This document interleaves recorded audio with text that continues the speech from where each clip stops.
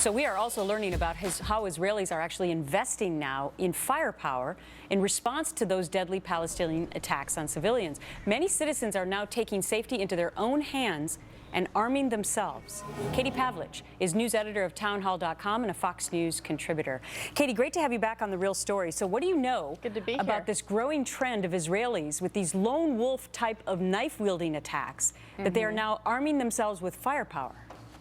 Right. So typically in Israel, in order to carry a firearm, contrary to popular belief, you have to have a permit and you have to have kind of a reason why you should be carrying that firearm. You have to be law enforcement, security, or live in a high volatile area like the West Bank or closer to the Gaza border. But now the government has actually eased restrictions to allow Israeli civilians to carry firearms in areas that are at risk for these attacks. And it goes to show that the government is embracing this idea that they've seen civilians stop these attacks with firearms, and they want the civilians to join with the police force to stop these lone wolf attacks, which we're seeing are carried out by cars and ultimately terrorists jumping out of those vehicles and stabbing people on the street. It's fascinating because in some of the reports that I was reading that they're not charging for these weapons to train because they believe that civilians are helping to participate in the public security effort.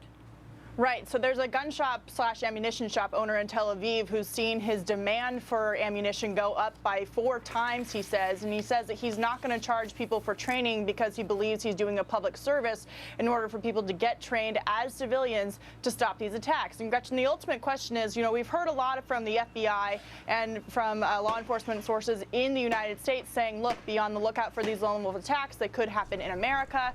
And yet we haven't really seen the government here embrace this idea that people should be arming themselves just in case something like this would happen. So it's interesting to see how it's actually playing out in real time on the ground in Israel. The other interesting thing to point out is that all Israelis must go to some sort of military training as well when they are younger. Right. So I guess people who would be against that kind of a policy here in the United States would point to that, saying that not everyone in the U.S. has been trained. Do you have any thoughts on that?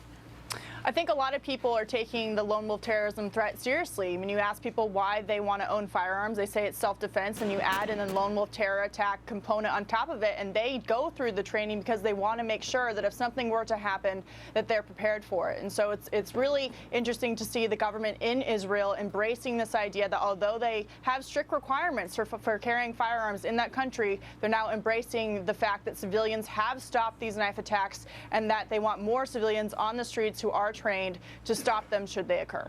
It's a fascinating development. Unfortunately, there's a lot of unrest going on there, and we wouldn't have to be talking about this if there were not. Katie, thank you so much.